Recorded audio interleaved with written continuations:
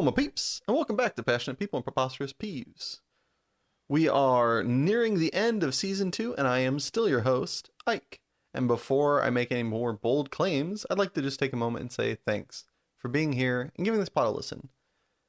It really does mean a lot to me that you chose to use your precious time and give me and my guest your ears. Now, afterwards, if you still have the bandwidth and you enjoyed the episode more importantly, please share this episode or another one that you liked with someone who you like. Or just subscribe yourself if you already haven't. That'd mean a lot. Or if you want to keep up with me, you can follow me at twitter.com/likeikes or message me at passionandpeevespodcast@gmail.com. Maybe you have somebody that you think make a great guest. Maybe you'd like to come on yourself. Message me. Make your case. We'll have a chat. It'll be great. Or just send me a silly question or tell me how much you did or didn't enjoy the episode. Maybe I can do something to fix it.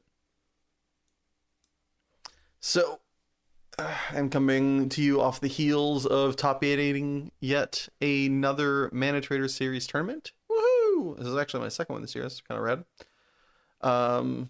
Sadly, did not make it past the quarterfinal round, so only got $250, but got to do so from the comfort of my own home, playing a format, Legacy, that I very infrequently get to play for any amount of money, so that was a lot of fun. And that tournament and the week before, I played a deck that I have lifetime never made money with, and I had a positive win record, and in this case made money. The deck, for those of you that are in the know, is Death Shadow, and for whatever reason, even though it is as my friend would like to typify it, a spikopath, meaning someone who likes to win above most other things style of deck, I haven't been able to, make it work. So that was kind of a nice little breakthrough for me. Only problem with this weekend was after coming back from playing the weekly Friday Night Magic with my friend Kyler, staying up, having a brewski, going to bed, waking up earlier than I usually do, playing the tournament, and then... Alright, sorry, I'm getting ahead of myself. So, here's how my weekend went. We're gonna go from good to weird. Or, I don't know, whatever. So, Friday night, hang out with my boy Kyler. Go play Friday Night Magic. We have a great time. Afterwards, we get some tacos from this taco stand that is literally right around the corner from the game shop. They are lovely. We come back, watch him play this new game that he is jazzed about while we have a beer or two. Fantastic. Go to bed. Gonna be a little sleep deprived. It's fine. It's fine. It's not really that fine, but we're gonna make it work. Go to bed at about midnight 30, wake up 6:30. A little less sleep than I'd like, but we're going to manage. It's going to be fine. Play the tournament, kick ass, take names, go undefeated, and then I look at the clock and I realize there's one round left to go. Even if I lose this round, I will get to make the top 8, which starts playing out tomorrow. I double checked this way too many times with the person running the tournament and just via Discord. And so I realized that there's another tournament that's happening at my local game store that I very rarely get to play in the past. And it's like perfectly timed up. I'm like, screw it, we can do this. Rush, make a deck, concede to my opponent, speed walk, and get my exercise for the day down to the shop. Play 3 rounds, win 2 of them, lose 1 of them. It happens. Make a little store credit, have some fun with some homies, and get to walk back. It's a great day. I've gotten to play Magic all day. I'm making the monies, having a ball. This is great. Feeling good. Get home, make myself some dinner, and I'm looking at the time. Don't really have much left to do. Gonna record tomorrow morning with my brother for our podcast, Super Pros Bros. Hashtag shameless plug. And I'm like, you know what?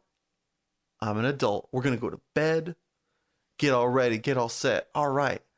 Getting prepped for going to bed. Air quotes on that. About 7:40. In bed, 8:40. Ready to go. Awesome. So proud of you, buddy. Good job. Pat myself on the back. Wake up. It's 12:20 in the morning, and for the next 2 hours, I try to go back to sleep. No dice. Like, fuck. Oh, God, why? And so I'm sitting there like just exhausted out of my mind the whole entire day. Get up, record the podcast. I've already been up. I've only slept for 4 hours, or actually less. I've already been up for 7 hours. Fuck me. It's an experience. According to my brother, it was a good podcast. I don't think he was trying to like, give me too much of a pass on that one. I think somehow we recorded a good podcast. Kudos on him. Play the tournament, lose. Not sure he could have done much better, but lost all the same. And then I was like, man, all right, let's take a nap. Feeling a little bit better. Do stuff the rest of the day. Still feeling like crap. Take a nap. Wake up. And I went to sleep. Today I wake up with the beginnings of an ear infection. So, from great to miserable, the weekend experience. On the plus side, one of the things I did use that time for, where I was up for basically 4.5 hours with nothing to do other than prepping for the podcast, was I got to put away all these damn magic cards that have just been laying about my apartment room. And went back through the collection and weeded out cards that hopefully are worth money and that I don't use anymore. And so hopefully I get to, make back a little money as opposed to letting them sit and just continue to be worthless and take up space. There's a pun there about me or in somebody else's life or some shit, blah, blah, blah. But I'm not the butt of anyone else's joke because it's my podcast. Speaking of butts of jokes, though, I've been feeling like the butt of my own joke as I have not. This is what I've been on vacation for over 2 weeks, going on like 2.5 weeks. And I have not written a single bit of anything towards script. And I'm feeling really, really foolish. Trying to take a new step in that direction. I uninstalled a game that I play way too many hours on. Though I do enjoy, it is very much one that I get kind of like stuck in a hole. For those of you that occasionally find yourself, I'll just watch one video on YouTube and then 2 hours later you're like, what the fuck is the sun? That's kind of how I feel when I play the game. So as much as I do enjoy it, I do think it is one of those that has a negative effect on my life and at least time management. So uninstalled it. Let's see how long that stays uninstalled. And gonna see if I can maybe get something done. Last couple days I've gotten things that I didn't need to but wanted to get done. So at least mild positivity increase in life. I don't know. I'm hoping. Yeah, it's life, right? On the plus side, get out of that funky monkey. This week was a fantastic episode and is hopefully not, but might be the end of season 2. So a little bit unveiling behind the scenes. I have not been as proactive as I need to be in many aspects of my life, but especially this. So we are slotted to have one more episode this season. And then we are going to take a week break just because of timing shenanigans where both Richard and I are going to be out of town for a week. We're going to be hanging out the July 4th week and seeing family and such. So I'm not going to make him nor myself work on that week. You should all enjoy that with the family. So theoretically, assuming nothing goes wrong, this is the 26th that this is the 26th that this episode is coming out. There should be, fingers crossed, one coming out on the 3rd. I have some slotted for this week, but I'm getting funny feelings, so I'm hoping. And then there definitely won't be one the 10th, and season 3 is going to be, the first episode is going to be released on July 17th. So check back on the 3rd. There will either be an apology, a small apology, and me making funny sounds or something, or hopefully an episode. And then there definitely won't be on the 10th. And then there will be one on the 17th. Anyway, without further ado, here is my past self and lovely Jay Dotson recording an episode where we had a grand old time. Enjoy. All right, today, folks, I have with me a lover and unspeller of strawberries, a keeper on the university team of North Texas Quidditch, and host of TCG Design Theory. It's Jay Dotson!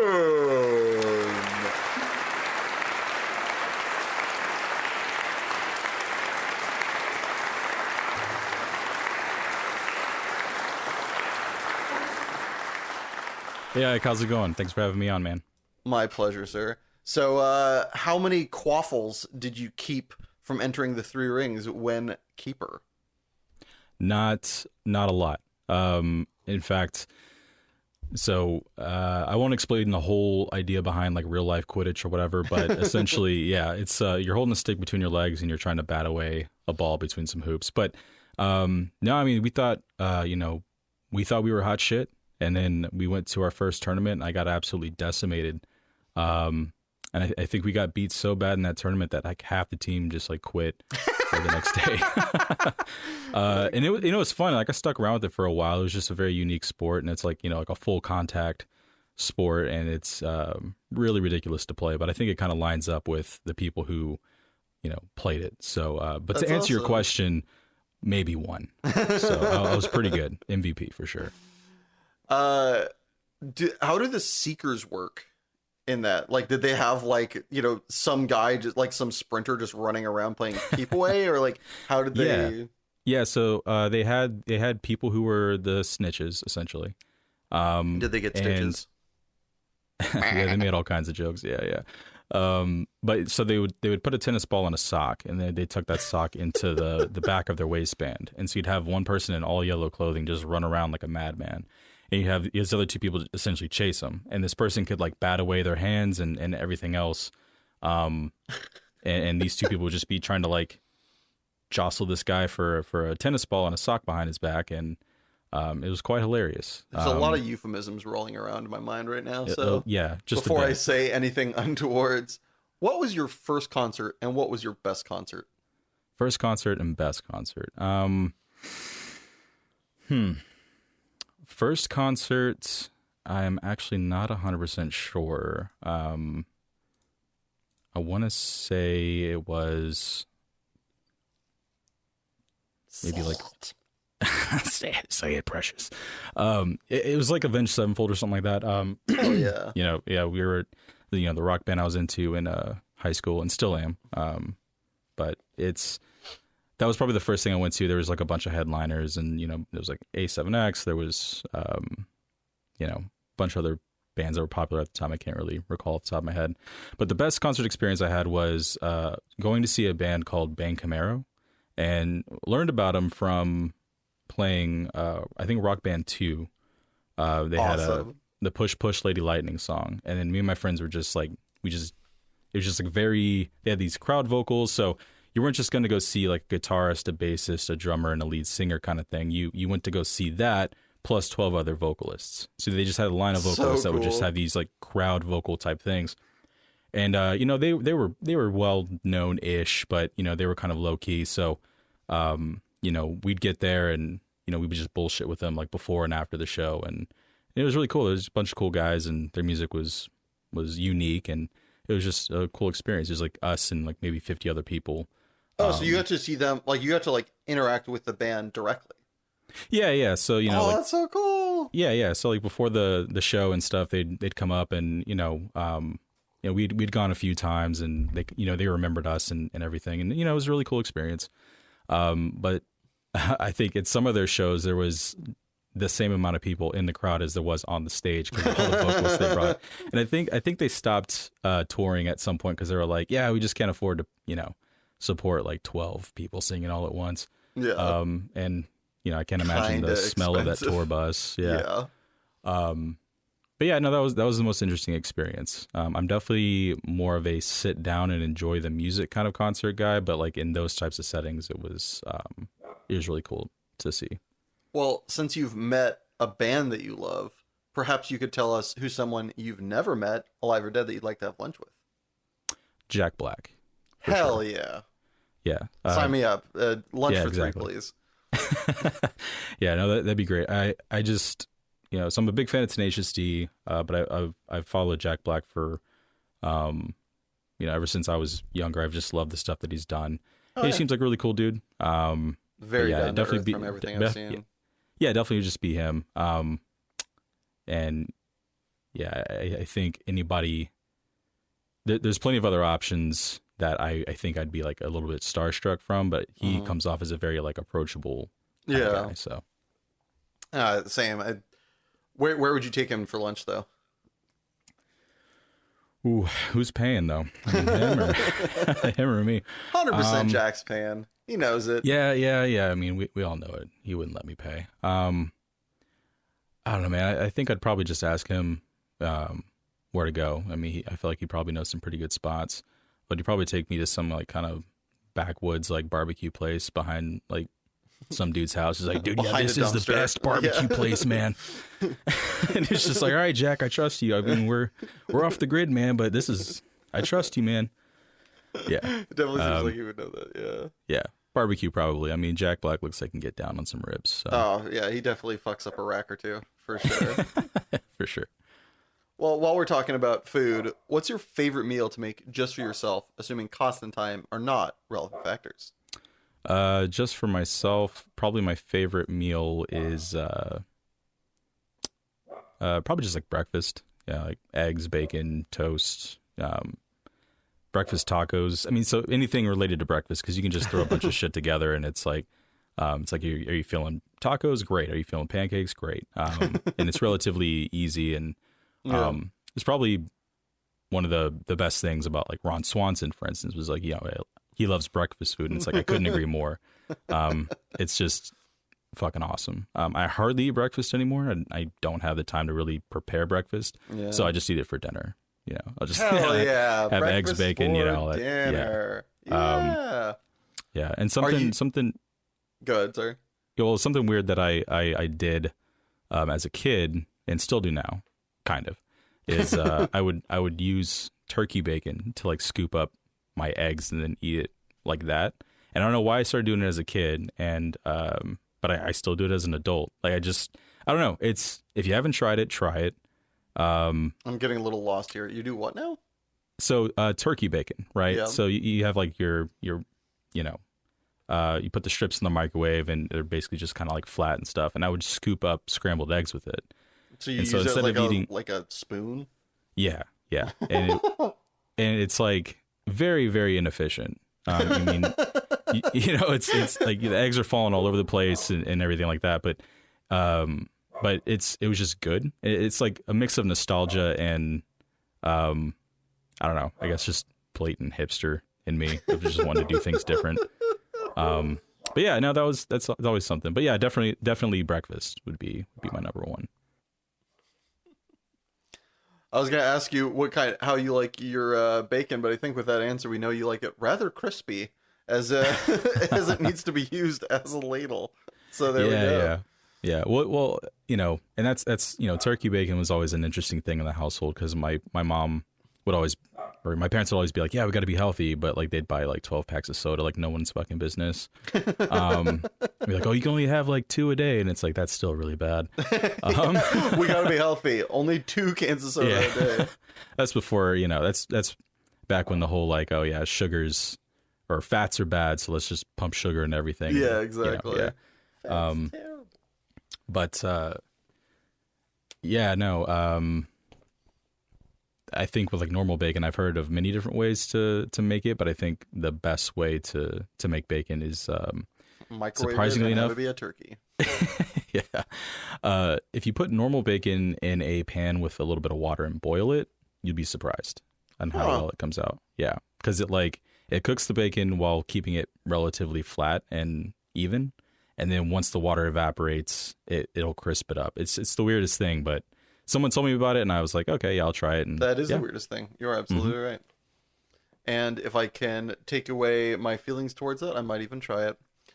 While we're on the topic of foods and breakfast varieties, if you were a condiment, which do you think you'd be?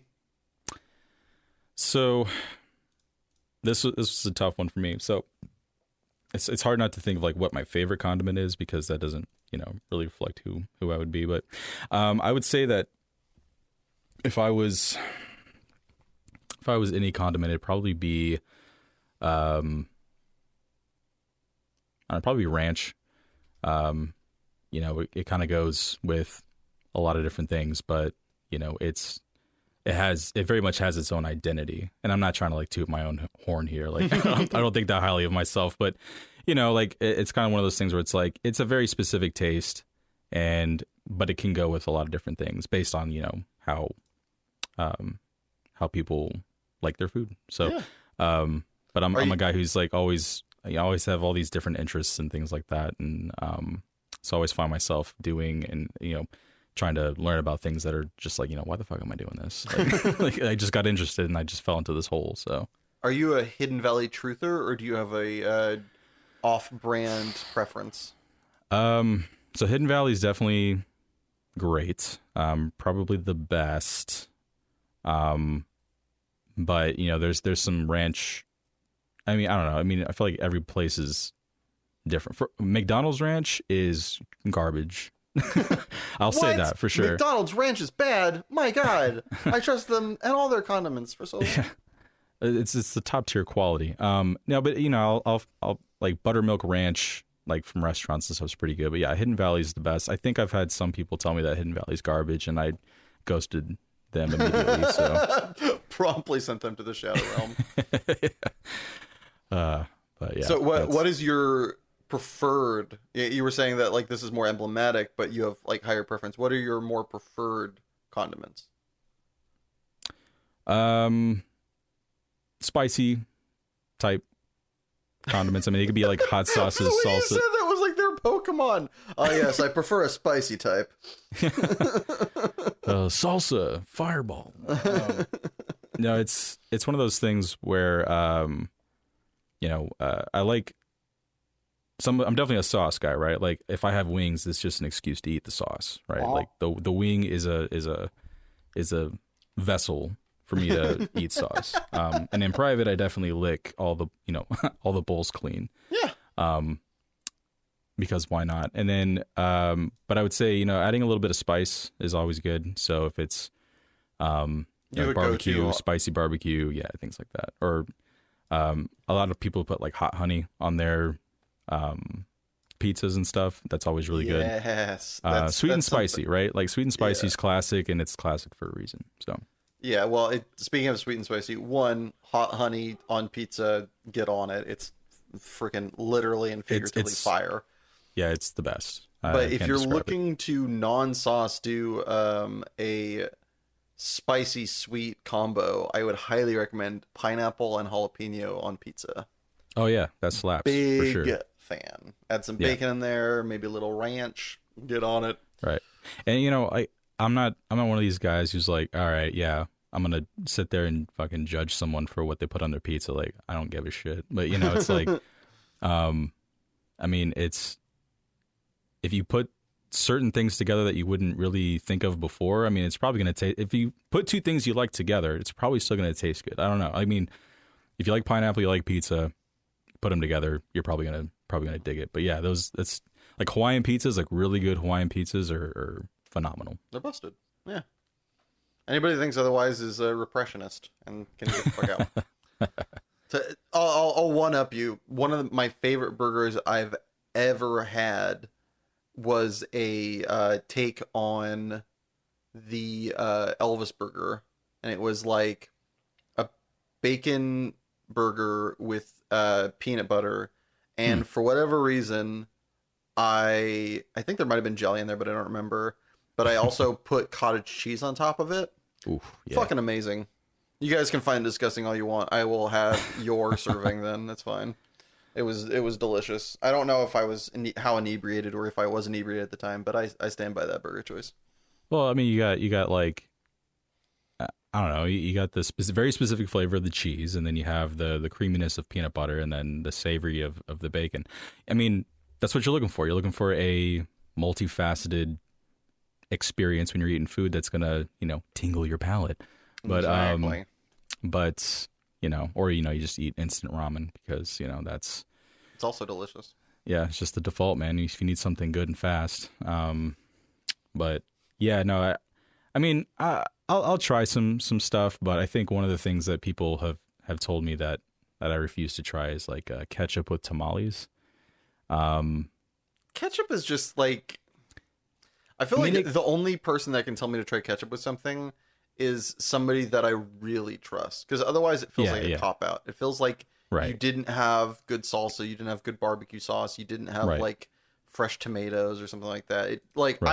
I've come back around to ketchup. I was a ketchup hater for like nearly a decade. I used to love it as a kid, and then it fell off for me, and recently has kind of come back. But it definitely is like, especially in the United States, just drastically overused. It is such a mediocre product. It sure. it only exists in our lexicon because of the amount of sugar that's in it, for sure. And that's the thing is I'm not a huge fan of ketchup, but you know, for those familiar with Whataburger, they have their ketchup and then their spicy ketchup, which is like ketchup and Tabasco sauce. It's not really sugary and it's like really good. It's the only time I'll ever eat fries with ketchup. Right on. And other than that, I just eat fries plain. But it's one of those things where it's like, yeah, you say plain. I guarantee, or at least I hope, so this podcast doesn't have to end soon. You eat it with salt. Oh yes. Because sadly, out here on the West Coast, oh no, we have this chain called In-N-Out, and they do not salt your fries. Yeah, they give you like the little packet of they give you a little packet. Yourself, you do it right? yourself, you little bitch. Like, it's fucking garbage. We're not going to go down that rabbit hole, otherwise it's going to be a completely different episode. Instead, we'll go down a little bit because we just recently got. No, we can't. We got to move on. This is going to get bad fast. So I'm going to ask you, what inanimate object would you be best friends with, were it sentient? Khaki shorts. Love it. Please continue. Yeah. So probably since after high school, I would say, since I could afford my own clothes. I don't like wearing jeans and pants. Jeans suck. And yeah, they really do. I mean, if you like jeans, great, but except, you're wrong. So exactly. But khaki. I mean, the amount of times I've had someone say, like, hey, can you hold this for me? Or like, hey, can you put this somewhere? Or like, I've had a lot of stuff in my hands, and the utility, the use of khaki shorts, is unparalleled. And if you think different, then you factually are actually wrong. So, but yeah, it's just, it'll be like 30 degrees outside or whatever. And I'll be in khaki shorts and everybody's like, oh my God, aren't you cold? And it's like, well, no, but I also like am carrying all this other stuff and it's pretty awesome. Why have a backpack when you can have khaki shorts? Yeah. I mean, I don't want to throw my back out, but, I feel like me and khaki shorts could have a lot of interesting conversations, go a lot of places. Yeah, we've been a lot of places together and we can reminisce. I feel like that'd be my choice. All right. Well, speaking of awesome attire, we give you this hypothetical. You're going out to a party and you want to look radical. Other than your normal garb, what accessory do you add to your ensemble? So I'm wearing what I normally would wear, but then I add something that I wouldn't normally wear, right? Basically, yeah.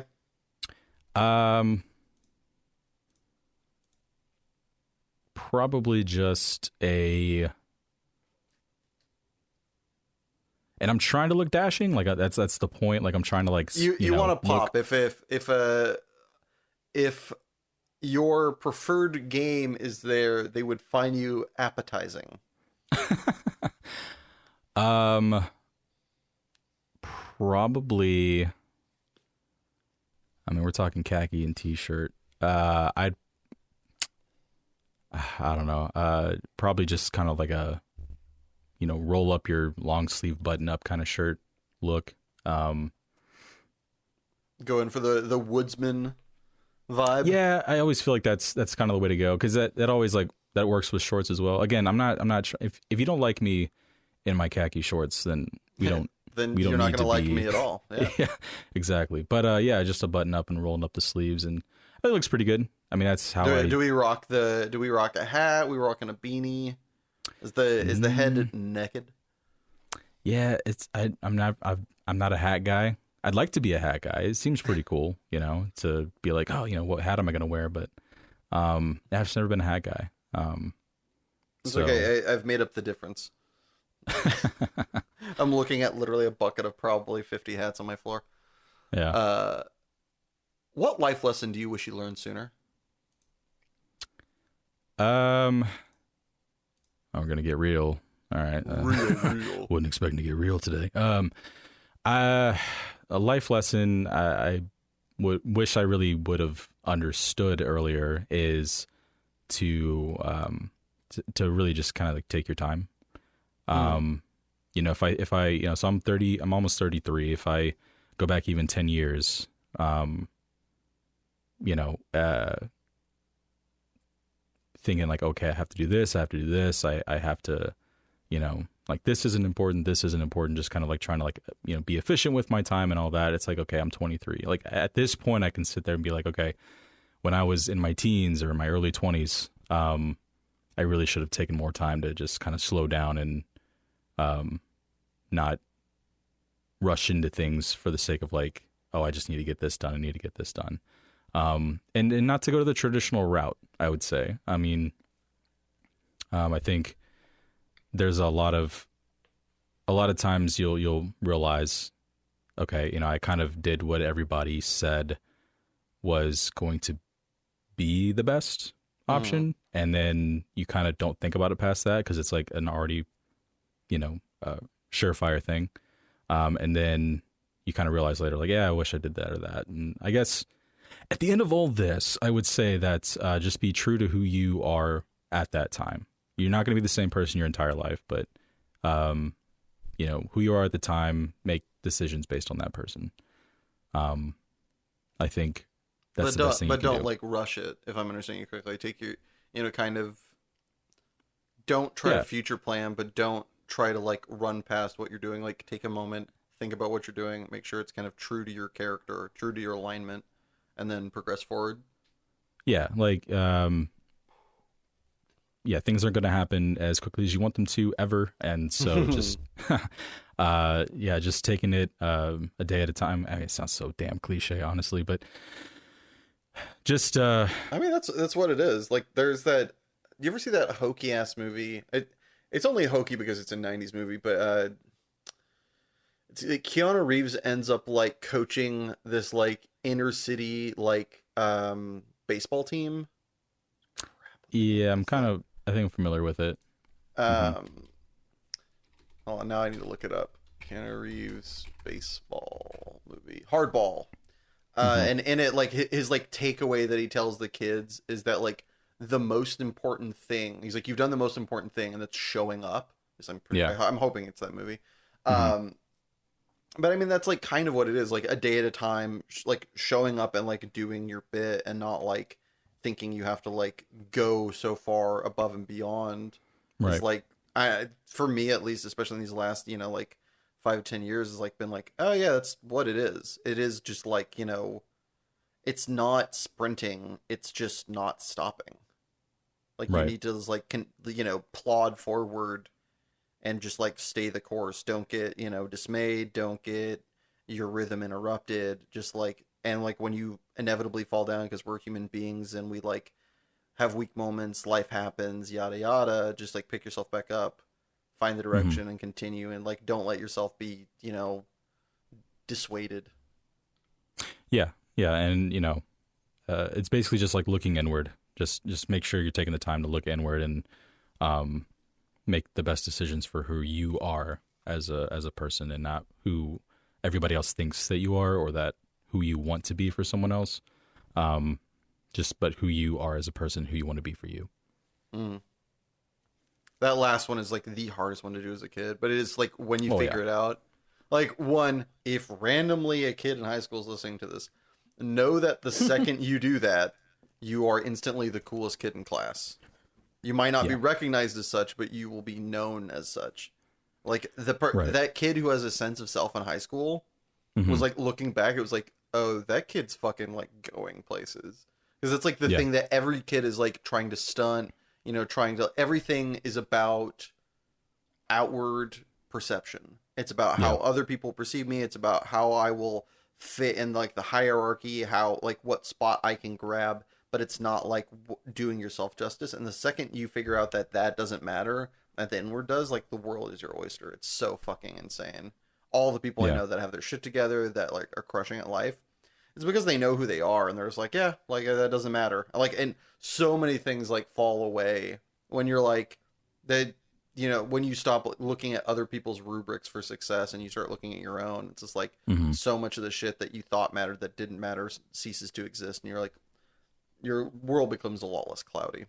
Yep, for sure. And it's still something that I struggle with, right? Oh, yeah. Like Yeah, I mean, if you got it all together, I mean, I know people who are grandparents technically, like, yeah, and like I'm just like I see moments where it's like, oh, you guys haven't figured that out yet. Not that I have, like I am still right. way a work in progress. Not no shade, but it's just like, oh, okay, like somewhere between sadness and a little bit of like confirmation that I'm not doing so terrible that people who own houses, have grandchildren, are still like looking at other people's rubrics for like, am I doing good? Am I succeeding? Right, It's right, like, right. why does it fucking care what that person thinks? They don't even know who you are. Mm-hmm. What's your favorite non-exercise thing that you have to force yourself to do? Favorite non-exercise thing that I have to force myself. That's kind of interesting to put it that way. Favorite thing that I have to force myself to do. I would probably say,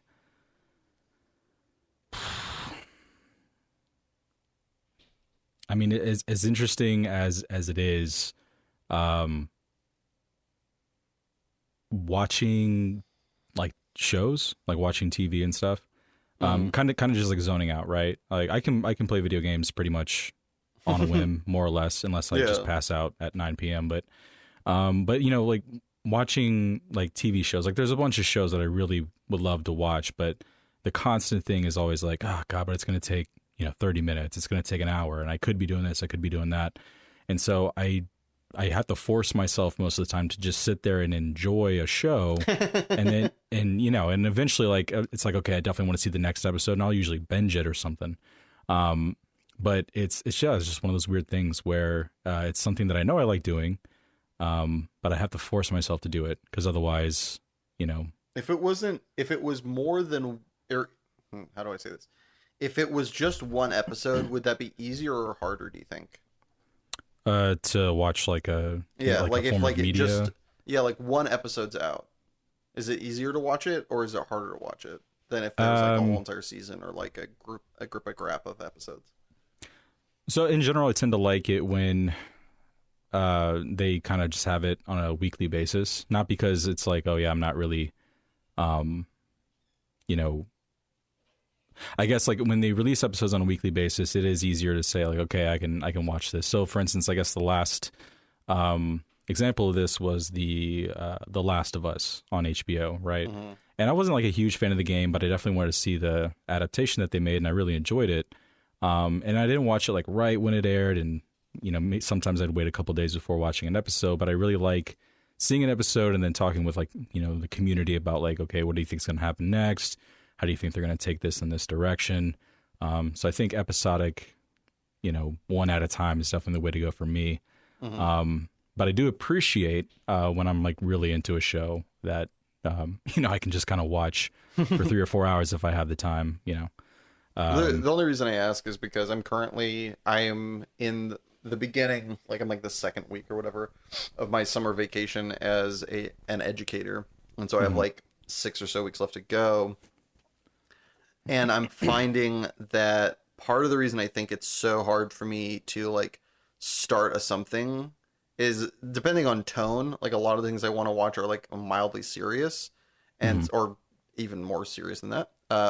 Mildly is probably not the right kind of adjective, but it's so difficult to get into something when I know it's going to be, there's more of them, and depending upon tone. Like for me, it's like getting into it's one of the shows that I've been kind of looking at is like Better Call Saul or the Ozarks. Is just like it's going to be, it's not something I can like casually watch. It's something that's going to take most of my attention, either because I want to give it to it, or just like the idea of like watching it off to the side is like I might as well have like the world's worst like musical playlist on, because I'm just going to be not paying attention to it, because I'm not going to understand what's going on, and like the resonance of like what just happened or like what is currently happening is like not going to like sit with me at all, because I'm not paying any attention. Right. So that causes me to, it becomes this event that I have to do, and then I feel like I'm not stuck, but kind of like I'm beholden to finish it. And so that's like one of the reasons that I'm always like tentative at getting into it. I kind of drag my feet, like it's almost like a chore. Yeah. Well, it's interesting because, so there's a couple different things I want to touch on there, but, for me, I'll drop a show like no one's business. I'll be halfway through season 3 and I'm like, yeah, this shit sucks now, and I'll just drop it. Like, you know. Oh yeah, no, I agree with you. I'm not sorry. I'm not beholden if the show is bad. Like if the show ever gets to be shit, there's so much good stuff to watch that I drop it. It's not that it's bad. It's that like I feel honor bound like once I start a show to finish it. And it is good, but it's just like I know there is an undertaking to this endeavor. For sure. Yeah. And yeah, it's interesting you say Better Call. So anytime I watch anything on TV specifically, I don't like casually have things on. So like I had friends that would like casually have like The Office on, or like, you know, my wife will casually have, you know, some other show on where it's like, you know, Grey's Anatomy or something. Mm-hmm. And it's one of those things where it's like, it's on, it's background noise, but you're not paying attention to it. No, if something's on the TV, even if it's something I don't want to watch, I'm very distracted by the TV. So we'll be out like eating lunch or something. And if I'm at a Buffalo Wild Wings or something like that, it's a fucking nightmare. There's like, you know, 20 TVs, there's 8 different channels, and I'm like, oh shit. Like I'm just like popping back and forth between all of them like this. Like I need to see what's going on. So yeah, it's one of those interesting things where if I'm gonna watch something, that's all I'm gonna do. So. Well, while we're kind of in the vicinity, what's your favorite movie line to quote? So favorite movie I like to quote, or favorite movie line you like to quote, or a TV show line, just whatever kind of, you know, put the bunny back in the box, or, you know, whatever you're like one off. I don't really have one, but yeah. Is there like an actor you like to quote, or like a series that you find yourself quoting more than others? To open up the door, skosh. I feel like, so the way that I'll answer this is I feel like if I go to a someplace where there's a bunch of people I don't know, right? Mm-hmm. And you're kind of forced into, it's like, okay, I got to be here for 3 hours. I either got to talk to some people or, you know, just kind of like hang back or whatever. Sure. If I got to talk to some people. Eventually I'll throw in, you know, reference to like SpongeBob. You know, like it's like, are you feeling it now, Mr. Krabs? You know, just stuff like that. And if they pick up on it, it's such a great one to throw in. Yeah, too. Yeah. Or it's like, you know, I'll just scream chocolate. No. Yeah. But there's just a lot of bangers from like the first, you know, few years of SpongeBob that I'll just throw out. And if you get that, then we'll get along. I think it's easy way to find a friend. Right. Exactly. I know of one couple that in college, at least, I hope they still do it now if they go out to parties, but they were such an oddball couple that were perfect for each other, that when one of them wanted to leave the party, because they're both like 50% introverts, like sometimes they'd go out and have a ball, or like they'd be able to like let their shields down, and other times they wouldn't. Right. But they were so well in tuned that I feel like they still have to be together, please God willing. It's my only hope in the universe to find somebody, is if they are still together. They had this rule that if one of them wanted to leave, the other one had to basically be down for that, you know, within like a couple minutes, drop, you know, finish their conversation, do whatever they were doing, and bounce. So that, you know, because the other person needed them. They needed their co-pilot. And so occasionally you would hear at these parties, just out of nowhere, just ladle. And then they were like, all right, so I gotta go, I guess. And then just like, what the fuck? And there's boo, and just go find the source of the noise, and then they would just take off. This is great. And the best part is one of them is this dainty little, you know, just like, she looked like not Little Miss Muppet. Who is the Strawberry Shortcake, like personified, this little cute kind of like dainty cheruby face girl, and she'd occasionally just like be looking around, and I would like be in a conversation with somebody, I could see it out of the corner of my eye that she was like done, and a smile would like start to roll up my face as I saw her just like just take this deep breath in. I was like, oh, this is gonna be good, you should check this out. And just like her voice wasn't that low, so it didn't give the best like connotative like reverence to it, but it's just great. And then he would just appear and be like, all right, I guess we're going, and just leave. Right. Or throw in some kind of like code word where it's like, yeah, I guess you have it set to M for mini. when you should have it set to W for Wombo. And it's like, all right, yeah, I gotta go, guys. Yeah, if you want to be a little bit less conspicuous. Yeah. Yeah, but that's awesome. Yeah. No, I think, yeah, definitely SpongeBob is what I would quote at people. And if they kind of like give me a blank face, I'll just be like, all right, it's fine. We'll talk about the weather or something. And just like, oh, I guess I can leave now, and just like leave that conversation, find another one. Exactly. Do you have any other life hacks you'd like to share with the class to improve their daily living? I'm sure I use a good number that I don't really think about. It's like the damn TikTok sound where it's like, what's an unconscious part of your life? But one that I'm very aware of when I do it is if I'm emptying containers, like bottles or whatever. Mm-hmm. When you empty like a soda bottle, for instance, it'll come out, and then obviously air has to go in to take the place of the liquid that's coming out. So you have like all this splash and everything like that. But if you're trying to empty it quickly, you just like spin it around a bunch, and it creates a vortex. And so what will happen? Yeah. So the water stream will never be interrupted as the air is filling in the empty space. And I was like, yeah, this is. I mean, this makes sense, but I was like, I don't really know how well this works. And it doesn't have to be just like a cylindrical specific container. Like if you take a gallon of milk and you're like washing it out because you're going to recycle it or something, and you fill it with water, and then you start pouring it out, and then you twist it around or like shake it in a circular motion, the vortex will still happen, and it'll just empty a lot quicker. Yeah, and so I do that for everything, even if it's not necessary. Like there'd be like a little bit of something in a cup, and I'm like, vortex out, like as quickly as possible. You're getting emptied. So. And if you're not that dexterous, one of the other fixes for you out there in listener land is just take a straw and put it to the bottom, and it'll do the same thing. Right. Yeah. What's your favorite non-traditional curse word?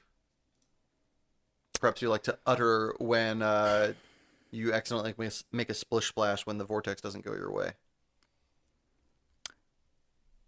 Non-traditional. So I thought about this. So I think I'm thinking about this in terms of, you're kind of like placing a different word in place of another, right? Or like you're maybe just like shortening something, like an abbreviation. Think of it like you're around Graham, and you don't want to get like a spoon ladle to the back of the head, but you need to like let out that like.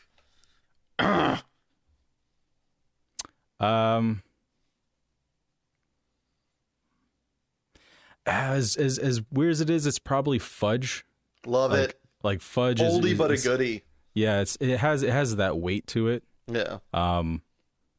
I won't shout it now because I think it'll legitimately break this microphone. But it's like people understand, like when you shout fudge, that you're not offering fudge to them, but you are replacing the F word. But yeah, that'd probably be it. There's all the cutesy stuff like, shut the door or whatever. But Cracker Jacks. Yeah. Cracker Jacks. Like, yeah, but no. But fudge is a banger. Yeah. Fudge is great. Now, my favorite curse word, which I just have to say, because it really is my favorite. It's just such a clean, like precise, effective curse word when you're trying to like, really take someone down a few pegs. Just calling them a dipshit. Like you say, all right, dipshit. Yeah, that's fine. I mean, it's so quick and easy, and it makes people like take a step back that it's really effective. Because I think people hear all the other stuff, enough where they're just not fazed by it. But yeah. Who would you want to play you in a movie of your life? So I'm gonna go with a celebrity that I've mentioned before, Jack Black. Yeah. Because I'd want it to be something like the Weird Al biopic with Daniel Radcliffe. Yeah, I have yet to see it, but I've only heard amazing things. Right, yeah, I still need to check it out. But the idea that it's just a Weird Al thing to do, right? And it's just like, yeah, here's a movie about my life that is not really at all about my life. Like all the events are just like wildly over, dramatic and made up. Because my life wouldn't be an interesting movie, but I would want it to be just some off the wall shit where it's like, yeah, the people that are in my life are characters in there, but you know, maybe my dad is played by Dwayne The Rock Johnson. So Jack Black's dad in the movie could be Dwayne The Rock Johnson or something. But, you know, just something way out of left field, or even someone younger than Jack Black, right? So, yeah, this is my dad. This is, you know. Just like have it be like a baby or something like that. Yeah. Yeah, which I think they already did in Friday, I think the movie was. They had like, I can't remember, but they had someone who was like, yeah, this is my dad. And he's like younger than them. So, yeah, love it. I love when people toy with that because it's so annoyingly done the opposite way. Like, if you've watched Squid Games, the character there is a character that is looking for his younger brother. It is stated that it is his younger brother, and you find him, and the actor is 20 years older than him. It's like, what the fuck? And it's like, it's not a comedy, so it reads fucking, at least to me, it read fucking weird. Right. So, gotta retake that ground comedically, for sure. It's like, this was an interesting creative decision. Well, while we're on the topic of film and such, what media, whether it be book, graphic novel, TV show, or movie, have you been putting off that is next on your to consume list? Well, it used to be audiobooks, but I've been pretty on those for the past few months. But next up would probably be catching up on some TV shows. Which ones you got on the shelf, metaphorically speaking? It's one of those things where I don't really have anything in particular in mind. It's just one of those like, okay, I gotta, you know, if I scroll by it, I'll see it. Most recently it was, you know, what is it with Tim Robinson? I Think You Should Leave. Very quick episodes, yeah. Really, you know, the really weird kind of humor. It was right so weird. Alley. I was not initially into that, and I think I'm slowly. I don't know if my brain's changing. I don't know if like the first couple sketches I saw were mid, but like the more I slowly kind of interact with that, like see clips of it, I'm like, I think I actually kind of like this show. It's so stupid and hokey, but like kind of brilliant, and it's like. It's genius. I don't know. It's so funny. It's definitely like a hit and miss kind of thing. It's like, I love that type of comedy, but there's some sketches where it's just like, it wasn't really for me. And then the next one, I'll be, you know, literally laughing out loud, just like not able to help myself. And I think Auntie Donna, that's another sketch group. They do a lot of stuff like that, and they recently had like a little stint on Netflix. They did a few episodes, and you know, some of it's just like Australian group, right? Right, yeah. And some of it's really hard to watch. It's just like, this is not funny, but others it's just like, this is genius. Like, this is it's peak television. Yeah. Right. But yeah, just stuff like that, I think, for the most part. There's no other really serious shows. I mean, there's other stuff I would be interested in watching, like maybe Picard, right? Like, or one of the new Star Trek shows, or I gotta, you know, I watched the first 2 seasons of The Mandalorian, but I haven't watched the third. And it's like, do I want to see it? Yeah. Do I want to take the time to do it right now? No, I don't. So. All right. Well, now that we've outed your nerd card, what poor man luxury do you still enjoy to this day? Poor man luxury.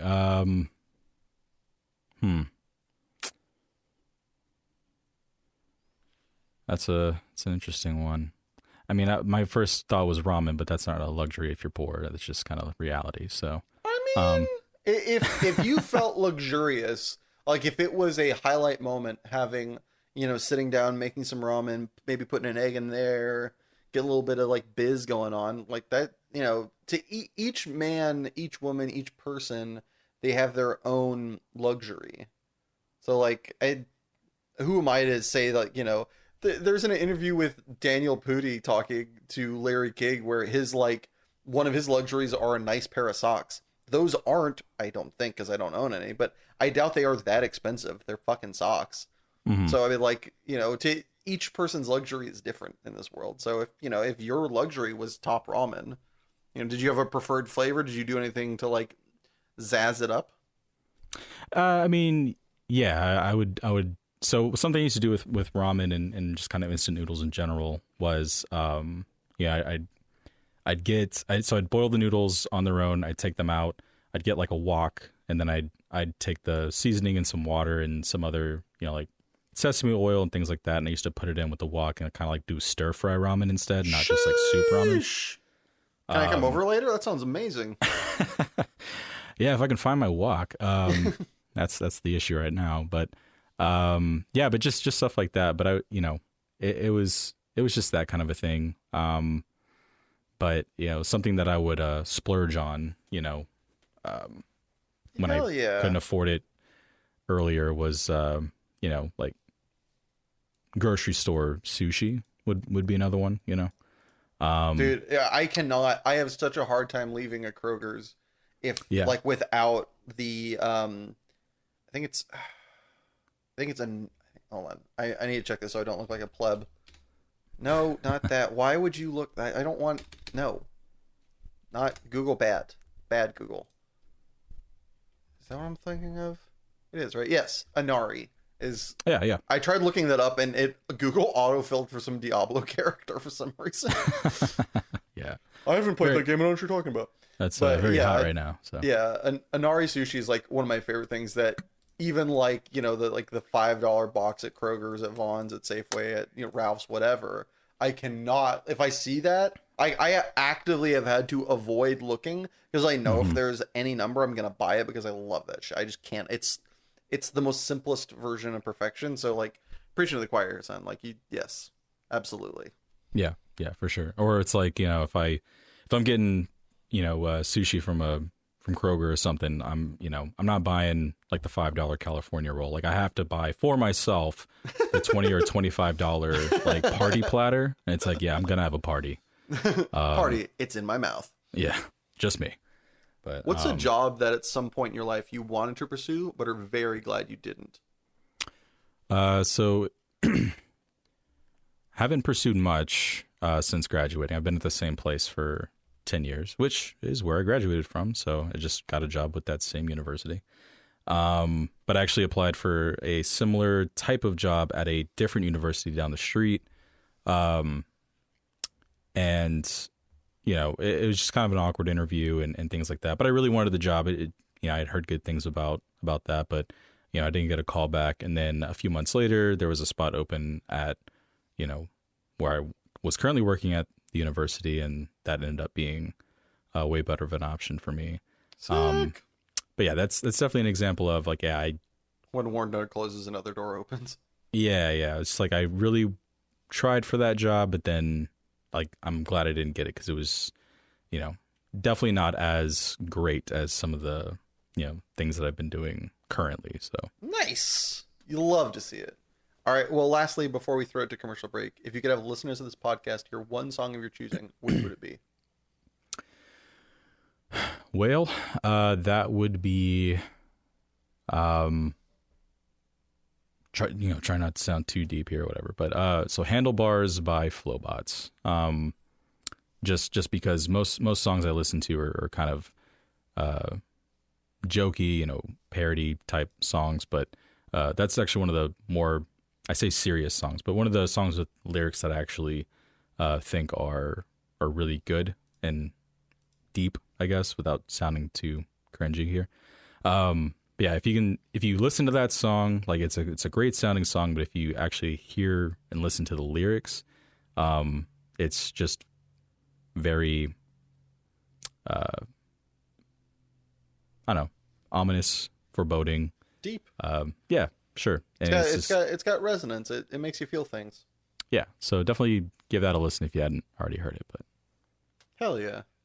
All right. Well, with that, we're going to throw it to our first break. Feel free to stick around and enjoy the totally real commercial, or take a minute to enjoy Handlebars by Flowbots. Or if you really wanted to hear a song from a previous episode, check out the playlist on Spotify, Passionate People and Preposterous Peeve Podcast, Song Rex. It's a long title, I know. Don't worry, there's a link in the description. Either way, see you in a jiffy. Do you ever find yourself doing a mundane activity with nothing to keep you from gouging your eyes out or sticking a pencil through one ear and out the other? Uh-huh.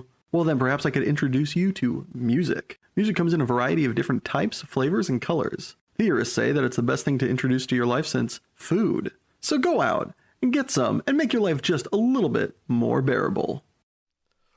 Welcome back, everybody. So, Jay, what is your passion that you have brought with you today?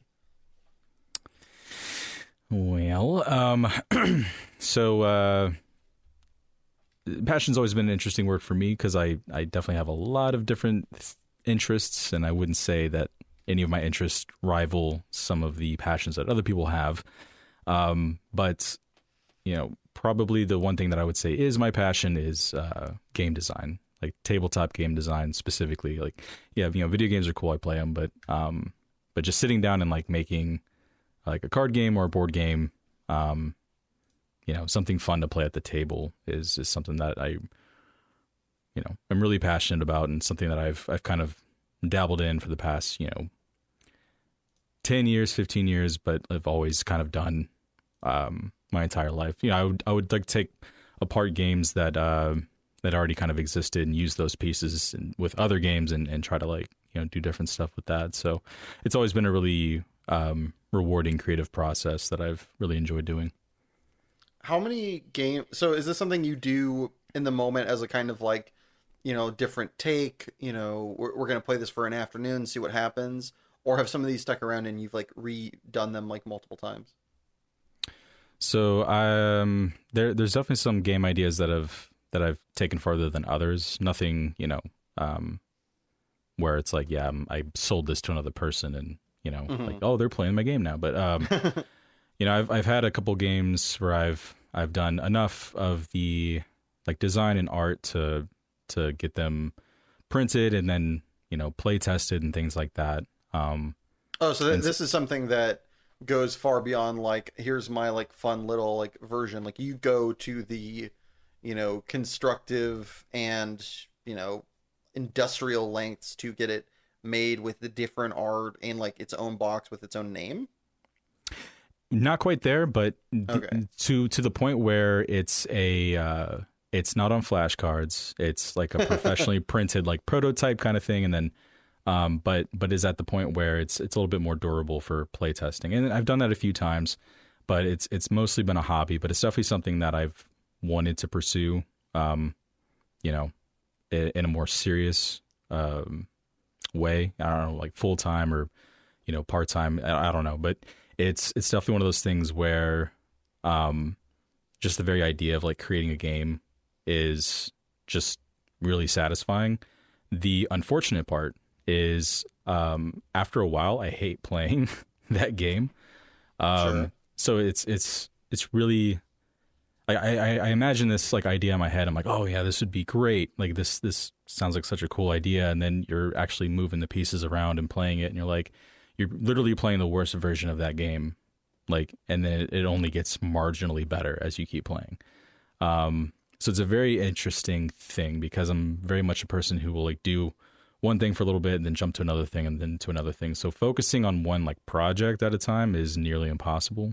But being able to like get so entrenched into an idea that I actually get it to a point where I can, make like a nice like prototype of it and like have other people play it, and it's not just this broken mess, is really cool. And it's always something I've kind of gravitated towards. When I was 10, I think that's when Yu-Gi-Oh was like starting to get really popular and stuff. My friend and I, we made like our own little trading card game, right? We just like drew our own cards and made our own little decks. Yeah. So it was cool. It was dog shit. It was like the absolute worst fucking game. It would be weird if it wasn't, to be fair. Yeah, right. It's like, oh, yeah, this is pretty good. Publisher if you came up with Pokemon at the age of 10, like you just like destroyed the market. That game, Magic the Gathering. That's no. Yeah, that was me and Richard Garfield hanging out at 10 years old. Yeah, me and Rich. Me and old Ricky. Me and old Ricky G, were just hanging out. Right. It's just one of those. It's one of those things where and it wasn't just like tabletop games. It was like I'd make up my own like sport type games where. You playing Quidditch in college is coming very into the fold of how that occurred. Right. Yeah.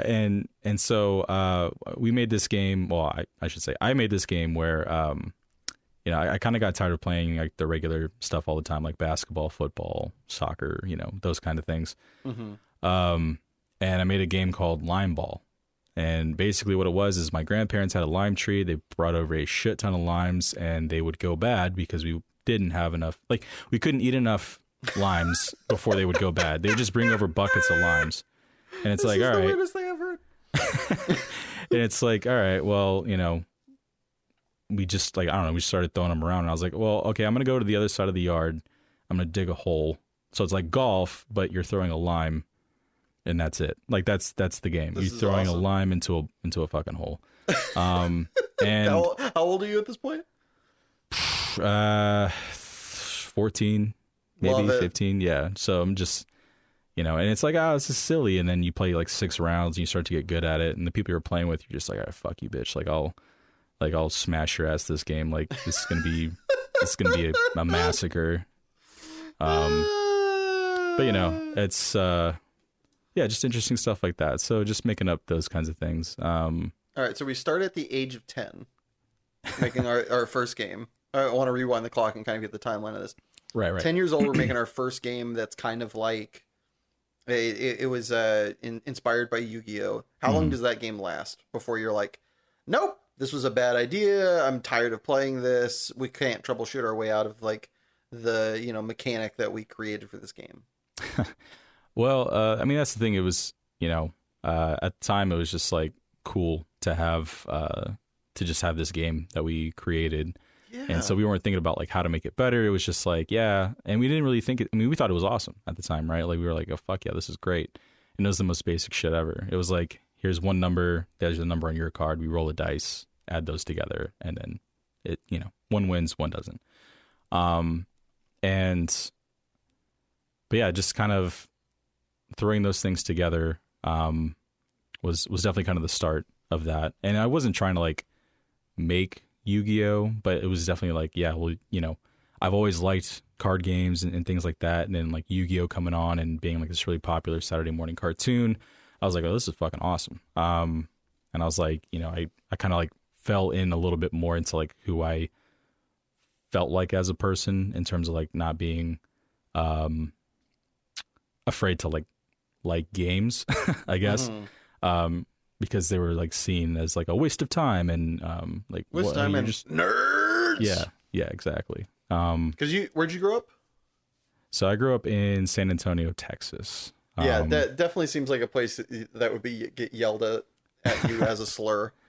Yeah, I mean, it wasn't too bad. It was just one of those things where, I mean, I think around in middle school, like we would play Yu-Gi-Oh or Pokemon or something like on the lunch, cafeteria tables, and it's like I had fun, but in the back of my head the entire time it was always just like, people are gonna think I'm weird. People are gonna every person that walks up and kind of like looked in your general direction, you just have a panic attack. Yeah, it's just like, no, I mean, because it'd be one of those things where it's like, yeah, no, I mean, it's no big deal. Like, yeah, I like this game, but it's whatever, right? You know, it's just like, I mean, I'm cool, right? Like, this game's kind of just, you know, but they'd walk by and they'd be like, all right, Dark Magician, let's fuck up his Blue Eyes White Dragon, like, let's go. Fucking role play with dual discs and stuff, but yeah, what was the first game that you remember creating where it went through like multiple versions, iterations, there was like troubleshooting, there was editing to it? So there's a game called Ring Runners, and I actually have a couple different versions that I had printed, and I did like so it's one of those things where it's like I have the handmade prototype, I have the first thing that I got printed of it, and then I have like a second version that I got printed because I really wanted to take this somewhere. And at the time, this was like the first game that I really had, you know, really designed and thought like, yeah, I could make this into a thing, and I brought other people in to play it and all that. And it's not a bad game, but it is a terrible game. Like it's terrible. It's terrible in terms of like you're rolling to move, and then you could so the whole point of the game was you started on the corner of the board. There's up to 4 players, and then you'd move along a track, and then and everybody had the same kind of like maze type track to get to the middle where the ring was. And so your pawn would get to the middle, you'd get the ring, put the ring on your pawn, and then you'd have to get back to your home base. And so you'd roll to move, but the cards in your hand would allow you to do things like put blocks down so people couldn't like move past certain things. Allowed you to like roll again, just kind of your typical basic stuff. But a lot of the cards were like, yeah, I just spent 10 minutes like trying to get to the middle of the board to get this ring, and then someone's just like, haha, fuck you, and then like they just send you back home. And it's just like, all right, so it's like the way it was described is like it's the blue shell problem with Mario Kart. It's like I'm much better than everybody else, but it just takes one asshole to blue shell me. Yeah. So, and and that was the first game where I was really trying to like mitigate some of the feedback that I got of like, yeah, it's disappointing when I do this and it's just like gone immediately. So I had different versions of that. And, then I started really getting into like, listening to other game designers and looking into that. And then I realized like, I am like way off here, with what I should be doing with a design. Not that again, I enjoyed the process and playing the game, but, me personally, I don't want to play a game that could last 2 or 3 hours. Like a Monopoly type of thing. And that's kind of what the game was doing. You could tell people were just getting bored playing it and like pissed off at each other. And I had one play test where people were like actually getting mad at each other. And I'm like, this is not what I want, but I will enjoy this while it's happening. Just seeing everybody get super chippy with around a game that was based around like the 4 primary colors and then like, little plastic pieces and stuff. I mean, they just got super upset. And it's just like, well, man, I'm just like, stop fucking doing that, guy. Like, it's just like, just let me at least get it. And it's like, no, dude, this is part of the game. And I'm sitting there like, thanks for the feedback, guys. What version do you still have of that game? Like, do you still have like the beta pieces, or like, like how much has it transpired? Do you still have like a keepsake from like the initial thing you created, or? Yeah, so I actually have every piece that I created for the game. Fuck. Oh, you're warming my heart too much. It might overheat. That's so sweet. Yeah, the version that was just like blank white cards that I drew with like marker and stuff, and all the way up into the kind of minimalistic like stick figure artwork, but like with like lighting, like stick figures, but with lighting. So it was like, it looked like it was supposed to be good art, but like, it was not really the greatest. I mean, but yeah, I have all those versions, and that is what I'd consider to be like the first game that I was serious about and I worked on. And if I ever was to like publish a game myself, it would be under the title of like Ring Runner Games. Fuck yeah. But just because it's like, if I'm going to make like a name for like an organization or like a company or something, I mean, that's what would mean the most to me, just because it's the first game. So what is, if you're comfortable talking about this, because this is a very, this is your biggest passion. This is it kind of sounds like a dream you've had. Do you mind, are you open to talking about why you haven't kind of pursued it in a more industrious fashion? Yeah, for sure. So what it basically comes down to is money. It's one of those things where, so the second we get like was it Universal Basic, like UBI, you're just gonna be like become a game, like an at-home game designer. You're like, oh, I don't have to go to work. Neat. And that's the thing, right? Like, it's one of those things where I like the job that I'm at now, right? It's not by any means like a dream job or a passion or anything, but it's good enough. It definitely pays the bills and all that. But like with any other kind of full-time job, you get healthcare, right? Yep. And without that, there's really easy paths to bankruptcy.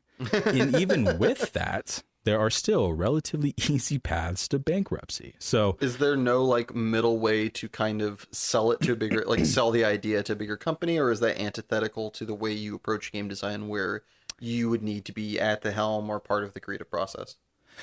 Yeah. So, I mean, it's basically that, right? Like I have trouble with the idea of like, oh yeah, I sold this, which is a perfectly viable business model. There's plenty of designers that do it. They will design a game, they will pitch it to publishers at conventions or however, and they will sign it, and it'll either be like, hey, we'll pay you $50,000 for this design, or it's like, hey, you get a 1% commission off of every sale, like all our revenue from this game. And it could be a pretty sweet gig. There's one example of a designer who sold her game to Jamie Stegmaier, who's who leads Stonemaier Games, and they do games like Scythe and Viticulture and things like that. But Wingspan was just a huge success, and the designers were definitely a part of the process of like developing the game and everything. But if you look at just like your typical like percentage of revenue kind of thing, I mean, that game definitely made millions of dollars, like easy, multi-million-dollar success. And just from kind of just saying like, hey, I designed this thing, and then giving it to selling it to a publishing company, made bank. But I think most designs, it's kind of like, there's a lot of hours you put into it for not a lot that you're getting out of it. So going the route, I think that's why a lot of people go the route of self-publishing, just because it's more lucrative to try to. If you spike once, you spike forever, basically. Yeah, or it's like, the profits can be pretty great with board games, but if you're not seeing those profits because another publisher is doing it, then you're still putting in all that time to design something. But, so do you have a path that, given the opportunity, when a game is ready, when you feel like you've gotten there, or it's a good enough product that you're willing to kind of put all that energy, time, and money behind, that you would self-publish? What is your path to creation?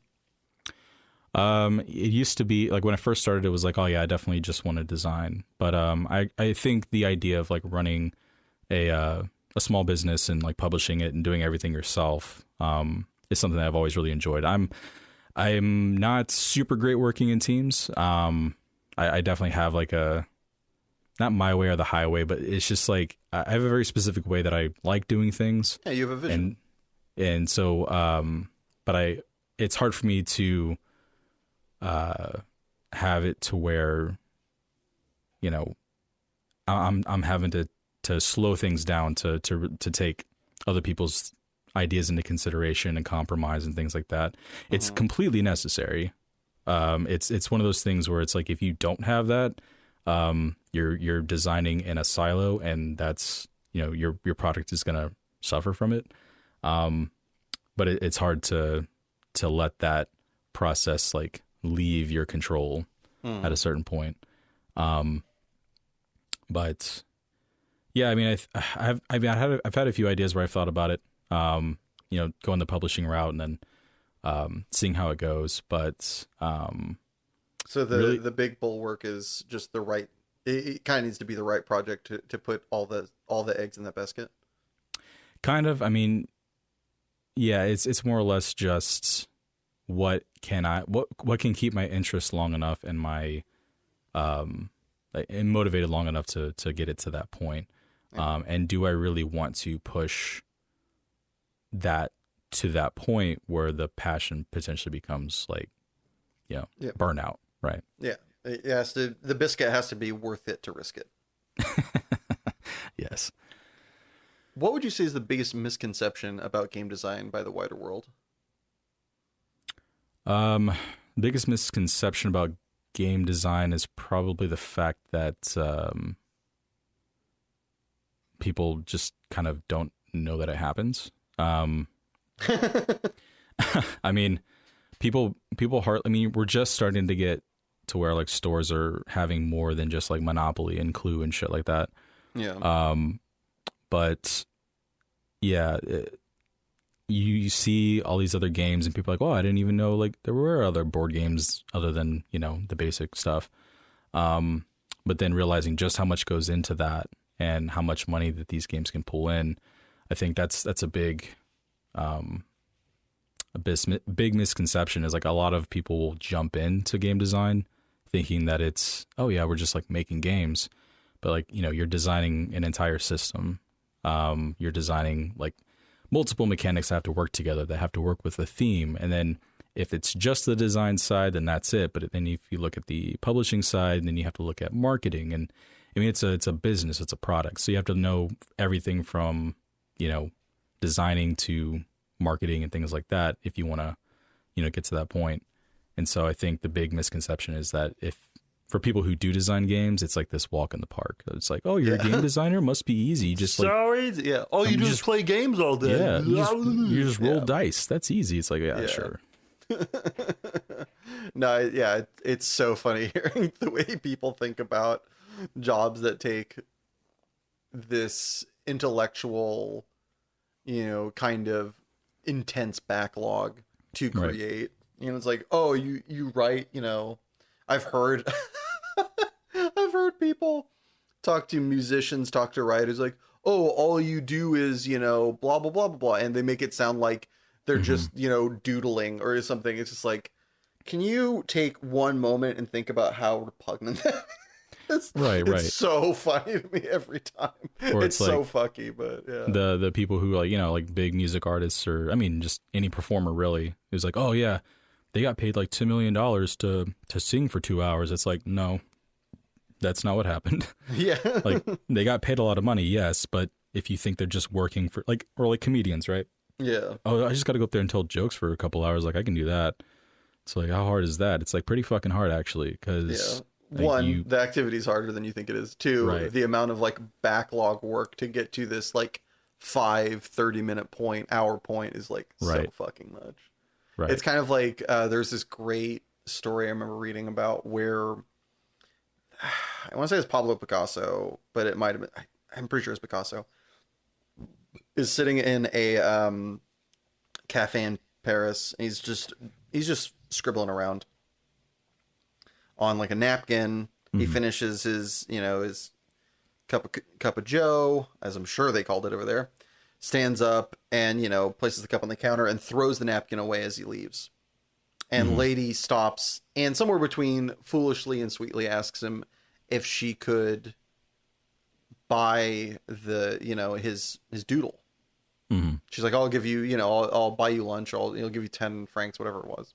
And he goes, no, it's 10 million. And she's like, what? You just threw it away. It only took you a couple minutes. He goes, no, it took me 40 years.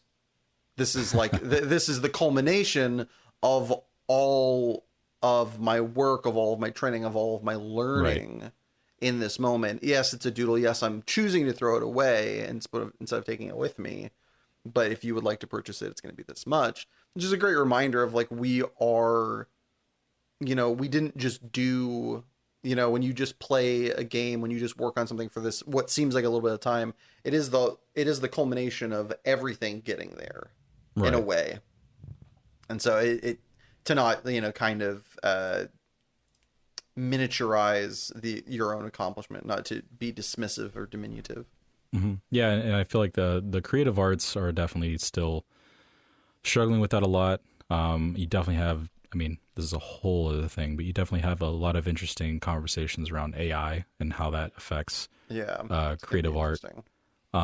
But it's like, yeah, this person drew a picture. You can say that as simply as that. That's fine. But the amount of work that they put into to get that skill level to do a digital illustration. And it's like, what do you mean you charge $1,000 for this one, commission, right? And it's like, well,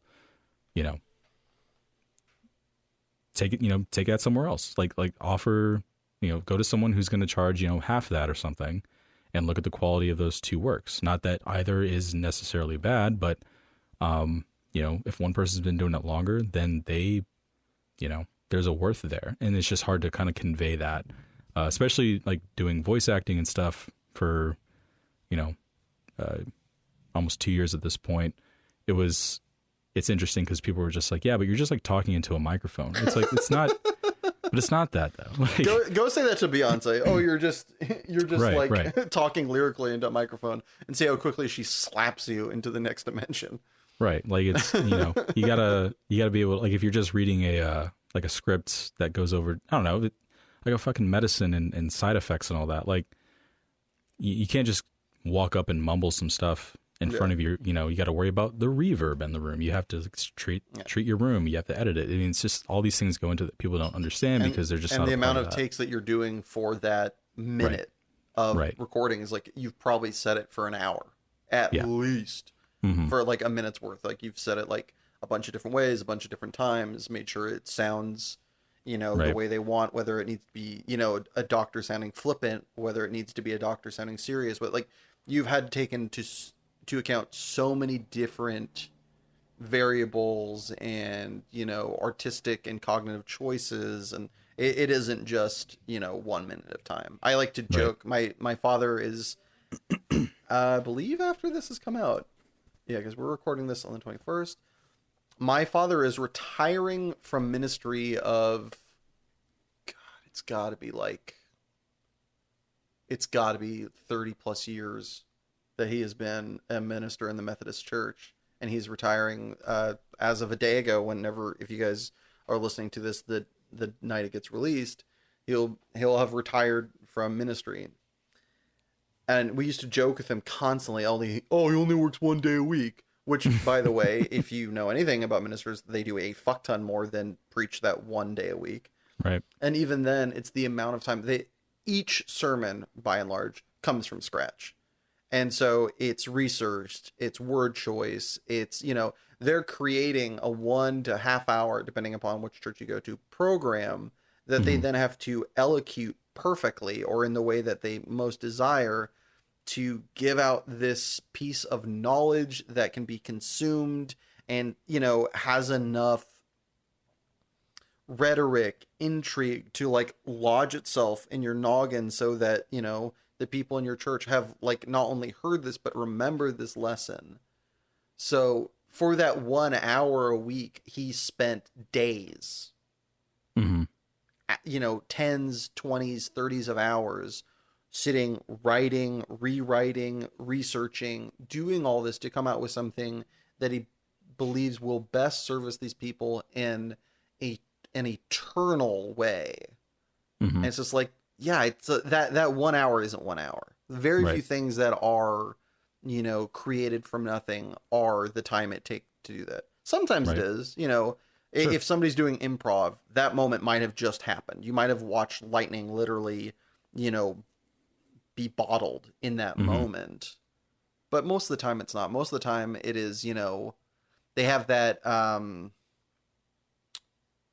what is it, for each hour, supposedly, I don't know anybody that follows this, but supposedly when you're looking at making a college schedule, going back, tens of years for both of us, when you're making a college schedule, you were supposed to look at the amount of unit hours and multiply it by 2, and that's the amount that you were supposed to study. Granted, I don't think either of us fucking did. No. I don't know anybody that did. But like when you look at a performance, when you look at a creation, it's got to be multiplied by 10, if not 100. Oh yeah. When it comes to like the output, and it's like so few people, like you're saying, and absolutely can confirm my own biases and also experiences. Like so few people look at that and appreciate that. But that's what it is.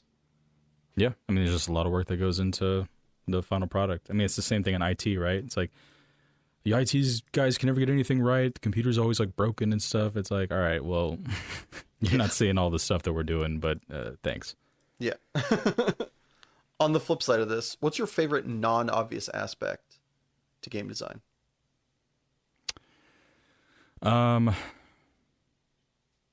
Favorite non-obvious aspect.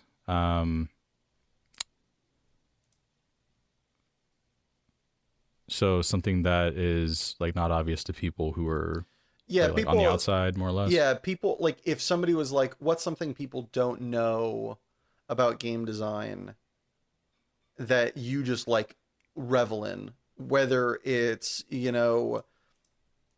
coffee costs less, or it can be as tawdry as something seemingly insignificant that you're just kind of like, it's kind of cool, or, something that's just like, you don't understand. Like one of my favorite things talking about, I've played Magic since I was 15.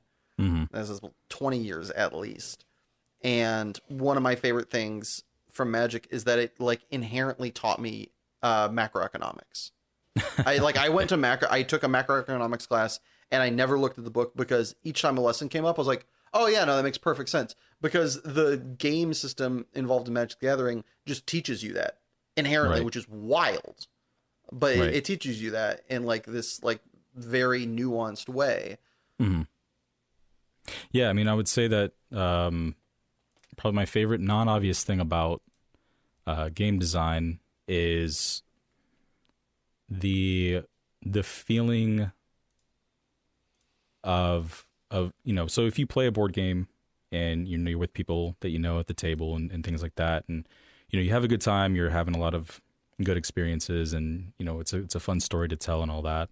When you design something and bring it and have people play it, and people are actually having fun with it, and they're having like they're telling stories about it, or they're kind of role playing essentially of to be a part of like this thing that you created. I think that's one of the not so obvious things about design that really does a lot to keep you motivated. It's one of those things where it's like, yeah, this experience happened because like I made this thing. And so that's probably my favorite thing about design. So fucking cool. I love that when you get to take that, like take a step back and just like, you can almost get to be like a proud papa in moments like that. Yeah. I've gotten to do that a little bit with podcasting, and it's kind of like when you get a compliment on your product and you're like, yeah, I made that. Yeah. That was me. Yeah, it was me. It's like kind of like flex your metaphorical suspenders and be like, yeah. Right. It's like, give him a That's little my tug. boy. That's my boy. He did that. Yeah. Well, to take it away from such a sweet and serene moment to that of saltiness, what is your preposterous peeve, my guy? Well, I'm a guy who has a lot of peeves. I try not to let it bother me as much, but I'm only human. But my most preposterous one is if I'm watching, honestly, in any situation, but if I'm watching a movie or TV show or something like that, and someone says we're all gonna die, so they're in like a very like jeopardizing situation. The big rock is tumbling down, and they're like, "Oh my God, we're all gonna die!" Like this anything with that phrase, immediately takes it down 3 points on a scale of 10 in terms of what I would rate that movie. It could be like a masterpiece, right? Like you could be watching. Thank God they didn't say that in Citizen Kane. Otherwise, 7 out of 10. You could be watching something, just a masterwork, and then someone's just like, "Yeah, Jim, God, we're all gonna die," and it could be said in the most like Oscar-winning fucking performance of a lifetime. Like Bryan Cranston in Breaking Bad could just be saying it completely Just seriously. turn to Just Jesse. it's like, Jesse, we're all gonna die. I would like my rating of Breaking Bad being like a 9.5 would immediately go down to like a 6 or 7. I'd be like, this is fucking bullshit. You could have thought of anything else to say, but you wrote that in. What if they said we're all gonna transpire to the great beyond? Well, I mean, that's some dumb shit, but I would at least like respect, the effort, right? Like I like weird stuff, like if you're trying to be weird about some stuff, that's cool, but it's so overused. Like a lot of people have issues with the Wilhelm scream being used in movies, but I think that's just like a nice little ode to classic filmmaking, right? Like, oh yeah, we still squeeze that in every now and then. But like, we're all gonna die. Like, it just, it's just overplayed and glib. Yeah. What if it's used in a comedic sense? Like, what if somebody says that and they get slapped? Does the slap reverse it? Like someone's like, we're all gonna die. Like some, dumb soccer mom character's like, ah! And then just get twack. And they're like, shut up, Karen. And like they go back to like fixing the problem, or like it's only a pebble, or like something like that, right, where it gets like immediately reversed. Does that like save the moment, or is it like sullied? Whereas before it was -3 points, I think they'd get a +3 points, because definitely my favorite thing is like when movies or TV shows or any form of media plugs things in to address a criticism and Love it. but Yeah, addresses that criticism like in the media itself. I think is fantastic. So yeah, if you had someone like screaming that and then they just got knocked in the face, then, you know, I'm not a person who stands up and claps in movie theaters, but I would become one after seeing that. Oh, okay. So this could be a very close second. It really could. But if you clap and cheer in a movie theater, I get it, my guy. I really do.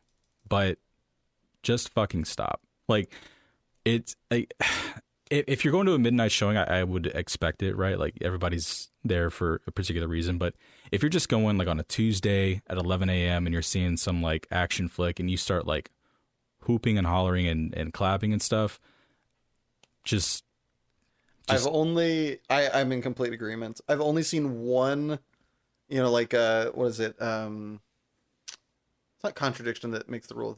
One exception that makes the rule is midnight showing Avengers Endgame when Captain America picks up Mjolnir.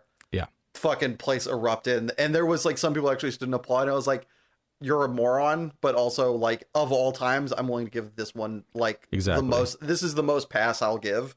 I'm still gonna look at you and be like, all right, you know, you're really showing your nerd card here, champ, and that's coming from somebody who has more of his financial equity sunk into pieces of cardboard than anything else collectively. But still, like this is some high nerdum. I mean, yeah, all the videos I've seen of people like in theaters, you know, filming that scene when it happens and everybody's reaction is, probably the only time I've ever sat there and saw it and was like, yeah, this is totally justified. I mean, this is 10 years in the making. 10 years in the making. We saw the expectation, you know, like 6 something years ago. Yeah, right. When he like almost lifts it in like second Avengers. Like, all right, we've set up the groundwork. We know this is coming. This could be coming. It's great to see it like finally actualized. Right. I mean, just seeing Chris Evans as Captain America after like all this time, like where it started, where it was now, or where it was then, and then, you know, catching the hammer and then like looking back at the camera. I mean, if you didn't immediately become getting best goosebumps friends, right now, with everybody in the theater, you might have been watching the wrong movie. it was great. But other than that, any other movie, you need to shove it down, buddy. Like it, it's not a live performance. Yeah. When did you first notice the "we're all gonna die" or the standing up and clapping in a movie theater really starting to raise your ire? So the clapping in the movie theater has always been something that like just annoyed the hell out of me because, you know, when I watch movies, I want to watch, right? Like I'm not talking, I'm not making comments, I'm watching a movie. Like I am taking in this information. So any audible or visual distraction to that is not okay. But to that kind of same note, those cliches that are used in movies, and the worst one in my opinion being "we're all gonna die," takes you out of that suspension of belief, right? Like you're into the movie, you're you know, paying attention, you're going along with what the characters are doing in the plot, and you're really into it, and then some jack off in the fucking side character says, "Oh my God, we're all gonna die," because like a building's falling down, and it's just like all of a sudden I'm now thinking about like the pre-production process and how some guys in the writing room were sitting there going like, you know, what if we put this in? Wouldn't that be great? And some like douchebag billionaire like producers like, oh yeah, that'd be funny. I love when people say that, and just ruining movies. Like just I don't know it. So that's the kind of effect it has on me. Like it'll completely pull me out of a movie, and I'll start thinking about like, Jesus, they could have done anything else. I'll start thinking of the different things they could have said or done. Literally could have said anything else. Yeah. Are we talking like teenage? When did this start? Like, were you an adult? Were you still in grade school when you were just like, I mean, oh God. It was probably when I was in community college. So probably when I was 19, 20, something like that. So that feels like the right time. If you were like 9 years old, I remember watching when they said this is pod racing. I was out of it. I was like, damn, this is one pretentious. Now this is pod racing. No. Yeah. Do you have a story of when this shone the boldest or the brightest, perhaps? When it really, you were just like, mother, felt like you were like in the movie and then you're like, fucking, and like nearly like got up and walked out? No, there wasn't anything. There wasn't like a specific time that it happened. It was just the fact that for me, it feels like it happens frequently enough to where I don't know. I can't pick one specific moment. It's just happened so many times and so unexpectedly. Again, you'll be watching something that you're completely enthralled with, or something that I really enjoy. And, it is truly a harmless line for the uneducated, I guess. But the fact of the matter is, like, as soon as I hear it, like, I'm just done. And I think I can't remember a specific instance being that bad because I probably black out due to anger each and every time. But, yeah, no, it's just one of those things where no matter how it's said or how it's done, aside from like the parody example you gave earlier, I just can't. I can't get over it. All right. Well, with that, we're gonna head to our second ad break, but don't go anywhere, because when we get back, Jay is gonna enter the lightning round. This podcast is sponsored by Irrationally. One of the easiest things you can do with your hands and a light source in a dark room. Over human history, millions of people have used Irrationally to great enjoyment. With limitless possibility and no upfront costs, Irrationally will have your hands busy forever. Or until the power comes back on. So what are you waiting for? The power to go out? Oh yeah, right. Okay. Well, but when it does, we'll see you and your Irrationally on the wall. And we're back. Jay, are you ready to enter lightning round?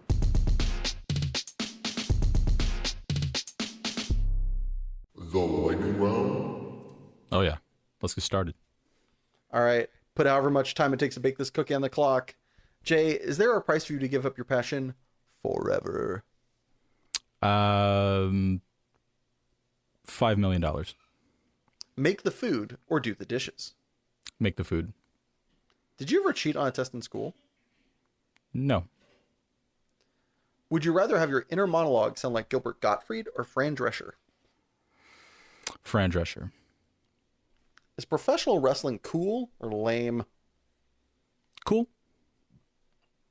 You're having the best day of your life. What happens next? Another amazing thing or something terrible? Oh, another amazing thing. It's the best day of my life. Nick Cage, best or worst ever? Best ever, if given the choice. Yeah. Do you create your own thoughts or do you just listen to them? Create my own thoughts. Album, shuffle, or playlist? Shuffle every fucking time. Seriously, every time. Would you rather the checkout line never had a line or the fast food place always gave you a large fry when you asked for a medium? Checkout line never have a line. Is there such a thing as a perfect piece of art? No. Have you ever had a crush on a cartoon character? Yes, still do. So, what is more important, freedom or structure? Freedom. Would you rather have tentacle arms or kangaroo legs? Kangaroo legs, for sure. Would you rather meet an extraterrestrial or a ghost? A ghost, 100%. No internet ever again, or the internet streams directly into your brain at all times? Oh, number 2. Yeah, just plug it into me. Would you rather be a human in a world of Muppets or a Muppet in a world of humans? Muppet in a world of humans. And lastly, do you think you could eat 37 of your favorite food for $5,000 in a 1-hour time limit? Say 37 of my favorite food? That is correct. Yeah, I think I could, probably. Well, congratulations! You survived the lightning round! Thanks. Now, before we move on, I, like many listeners at home, would like to now know, what is your favorite food that you could eat 37 of in a 1-hour time limit for $5,000? Well, I didn't think you'd actually ask me. That's kind of complicated. So one of my favorite foods, or possibly my favorite food is sushi. I think I could probably. Oh yeah, 37 Yeah. pieces of sushi, easy. Yeah. You're Yeah, getting for sure. $25 party platters. You're nearly there already. Yeah, exactly. So, but if we're talking like pieces, yes. If we're talking rolls, yeah, probably not. So, You're gonna die. yeah. Oh my no, stop. So wafer thin mint. All right. Well, as a reward for conquering the lightning round, I now give you the floor to ask me and in turn future guests one lightning round question of your own. Yeah. So, if given the option, would you rather communicate only with emojis or never be able to text ever again? My emoji game is so weak that my initial reaction is never text again. But I have friends who legitimately will never pick up the phone. So I feel like I have to. Actually, wait, no. It's just the first one, right? Because I can either choose to call or wait, hold on. Let's gamify this a little bit. Can I call people or can I only emoji? I'm going to go ahead and say that anytime you want to communicate with somebody on your phone, you can only do so with emojis. No, never text again. Yeah. Not even close. No, I actively enjoy. I'm like one of the old fuddy-duddies that actively enjoy phone conversations, and we'll talk for like an hour with anybody. Oh, as a about podcast anything. host, you like talking? Oh, that's interesting. I know, it's so fucking crazy. Honestly, we'll do a deep cut. I'm sure I've referenced this on the podcast. I literally started this podcast during the pandemic because I was like conversation starved, and I didn't want to feel bad about holding people hostage on like long phone conversations. Yeah. So I started this writing questions I like asking people, and just to like, and I interview like the first season is basically people I just knew who were willing to come on a podcast and have me ask them questions for an hour and a half. So you were very on the money with that glib comment. Anyway, before we go too deep down that rabbit hole, is there anything you want to plug, shout outs you'd like to give, or places people can find you or your content? Well, I'm not really on social media. The only kind of project that I have going on right now is I do my own podcast, and that is the TCG Design Theory podcast. Very niche. If you are not looking to design a trading card game, probably not for you. But it does have a lot of interesting tidbits about stuff like that. And it is part of a bigger network, the Booster Pack Network, which is kind of trading card game centric. But aside from that, I don't really have anything else that's going on. Nothing to really shout out. It's just kind of pretty basic over here, man. Pretty normal. Nah. You say that like it's a bad thing. I think it's a great thing. And yeah. Well, without further ado, I guess take it away, future me.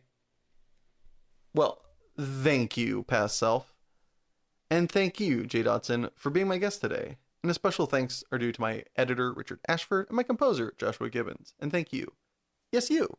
Listening at home, or you found time to appreciate this. Time is the most precious commodity we have. And I appreciate you spending yours with us. And if you enjoyed this podcast, please subscribe, like, or just share it with a friend. Every little bit helps. And if you already have and are out of episodes to listen to, don't worry. We put out a new episode every Monday at midnight on SoundCloud, YouTube, Spotify, and iTunes at Passionate People and Preposterous Peeves Podcast. And a very special thanks are due to our patrons, Sabella Yellow. If you'd like to join said illustrious ranks and have your name read aloud, just head on over to patreon.com/Passionate People and Preposterous Peeves Podcast. And remember, folks, if days are numbered and songs are sung, at the end of the day, I think we've all won. So please stick around, because great things have only just begun.